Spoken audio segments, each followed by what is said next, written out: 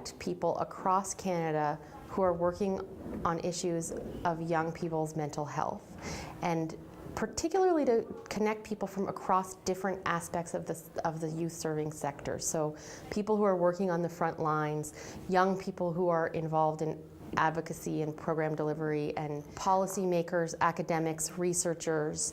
And their real mandate is like, how do we connect great research that's happening in academia with people on the front lines? How do we connect really amazing practices that are happening on the front lines back to academia and with other practitioners? How does all of this kind of connect to policy and systemic work that's happening within government?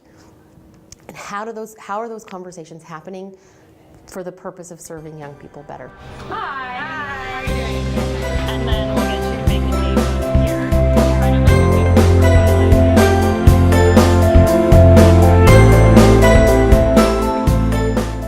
CYCC Network is a national network, but we've had very few chances to bring people together face-to-face, in person, to really connect with each other.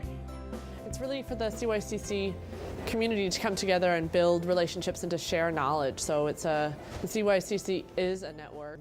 And the reason that it's called Wisdom2Action, I think, is really this kind of play on the idea of knowledge mobilization. Like knowledge mobilization, I think, could often be seen as just sort of information sharing, but really understanding the subtlety and the complexity and the depth behind that information, and being able to connect deeply to another person who can affect the way you think, who can shift your perspective, who can help you have better policies or help you run better programs, or all of these things. And I think there's this real sense that everybody has wisdom, that wisdom isn't coming from the academics, or wisdom isn't only coming from youth, or wisdom isn't only coming from people in policy aspects, but every single person in the room has wisdom, and it's about being able to make those connections and share them kind of across perspectives where we can really have the kind of action that will make a difference.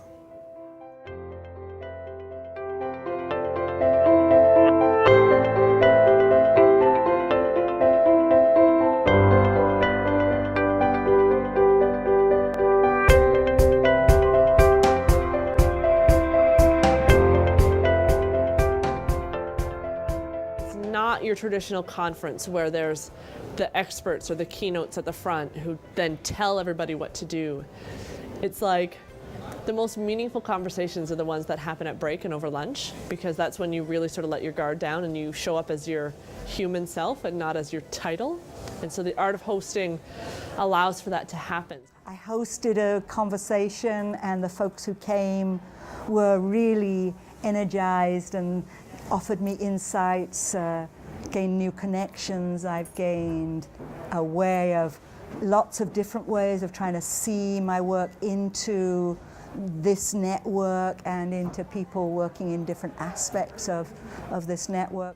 Coming here to this meeting has really opened my eyes to the possibility and really allowed me to share the struggles that I experience in my work, be validated that yes, these things are actually difficult, but be excited that there are other people that are doing good work like this and that have good ideas to share about how we can engage youth and how we can help youth be well, and the role we play as workers. After spending a significant amount of time here today, I've really been honored to have conversations with so many like-minded individuals, and having incredibly intelligent conversations and the right conversations. We need to have these experiences, why we need to be doing something different, something new, something innovative, because what's happening, the old school methods don't work anymore.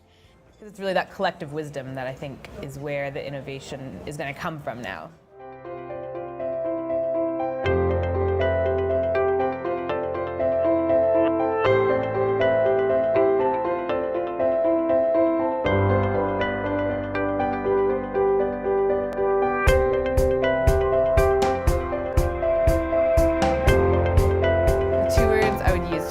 Today are making connections, creating momentum, energizing connection, invigorating, and collaborative.